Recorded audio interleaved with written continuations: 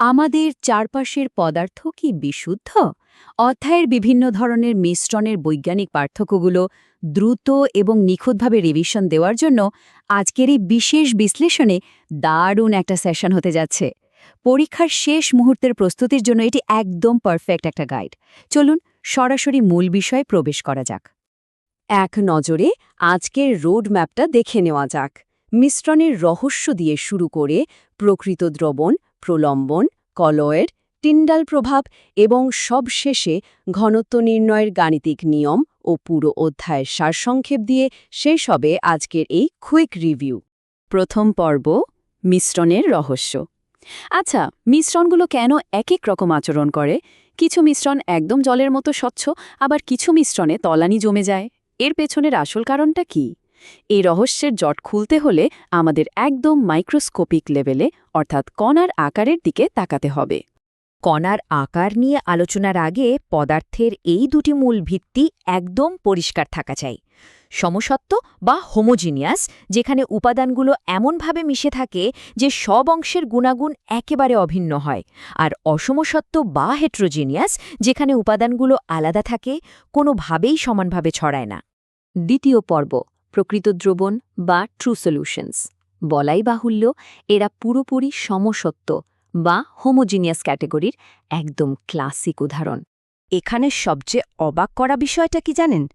এই কণাগুলোর অবিশ্বাস্য অদৃশ্য আকার মাপলে দেখা যাবে এরা 1 মিটারের 1 বিলিয়ন ভাগের 1 ভাগ, অর্থাৎ 1 ন্যানোমিটারেরও কম।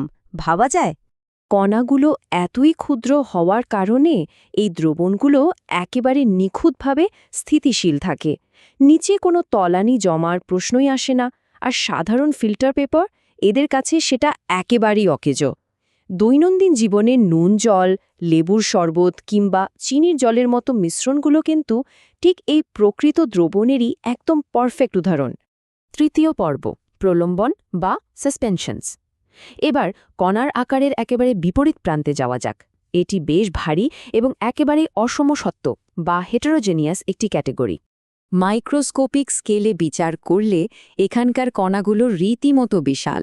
এদের মাপ 1000 ন্যানোমিটারের চেয়েও অনেক বেশি হয়ে থাকে।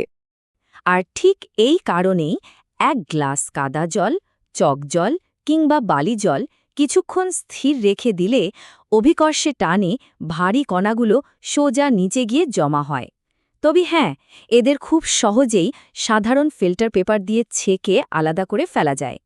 চতুর্থ পর্ব, কলয়েড। এবার আমরা এসে পড়েছি মিশ্রণের সবচেয়ে বিভ্রান্তিকর বা মাঝামাঝি একটা জায়গায়। 1 গ্লাস দুধের দিকে তাকালে বাইরে থেকে মিশ্রণটিকে একদম নিখুঁতভাবে সমসত্ব মনে হতেই পারে, তাই না? কিন্তু বৈজ্ঞানিক দৃষ্টিকোণ থেকে পরীক্ষা করলে দেখা যাবে কলয়েডগুলো নিশ্চিতভাবে অসমসত্ব বা হেট্রোজেনিয়াস। এরা রূপ বদলাতে দারুণ ওস্তাদ। এদের এই মাঝামাঝি থাকার কারণটা হলো এদের নির্দিষ্ট আকার বা একটা গোল্ডিলক্স জোন।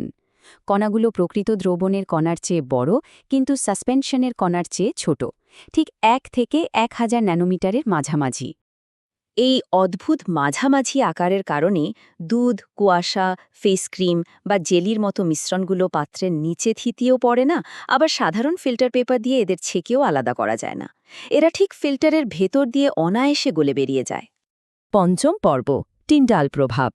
কণার আকারের এই সূক্ষ্ম এবং অদৃশ্য পার্থক্যগুলোকে খালি চোখে প্রমাণ করার জন্য বিজ্ঞানীরা আলোর ওপর নির্ভর করেন, আর সেই চমৎকার ঘটনাটি হল টিন্ডাল প্রভাব। ব্যাপারটা বেশ ইন্টারেস্টিং। আলোর গতিপথে থাকা বাধাগুলো ন্যানোমিটার স্কেলের উপর নির্ভর করে আলোর ভৌত আচরণ সম্পূর্ণ বদলে যায়। কলয়েড বা প্রলম্বনে থাকা বড় কণাগুলো যখন আলোকে বিচ্ছুরিত করে, তখন আলোর গতিপথ একদম স্পষ্টভাবে দৃশ্যমান হয়ে ওঠে। এই কারণেই নুন জলের ভেতর দিয়ে লেজার লাইট পাঠালে কিছুই দেখা যায় না, অথচ ঘন জঙ্গলে গাছের আচ্ছাদন ভেদ করে আসা আলো বা অন্ধকার ধুলোময় ঘরে ছোট জানলা দিয়ে ঢোকা আলো বাতাসে ভাসমান কণাগুলোর কারণে নিজের গতিপথকে উজ্জ্বলভাবে ফুটিয়ে তোলে। এটাই টিন্ডাল প্রভাবের আসল ম্যাজিক। ষষ্ঠ পর্ব, ঘনত্ব এবং সারসংক্ষেপ। পরীক্ষায় ভালো করার জন্য কনসেন্ট্রেশন বা দ্রবণের ঘনত্ব নির্ণয় করাটা জানা কিন্তু অত্যন্ত জরুরি। খুব সহজেই এই 4টে ধাপে হিসেব কষে ফেলা যায়। যেমন দ্রাবক 320 গ্রাম জলে দ্রাব 40 গ্রাম নুন যোগ করলে মোট ভর হয় 360 গ্রাম। এরপর দ্রাবের ভরকে মোট ভর দিয়ে ভাগ করে 100 দিয়ে গুণ করলেই দ্রবণের ঘনত্ব পাওয়া যাবে 11.1%। পরীক্ষায় এমন অঙ্ক কিন্তু প্রায়ই আসে, তাই এটা একদম মুখস্থ থাকা চাই।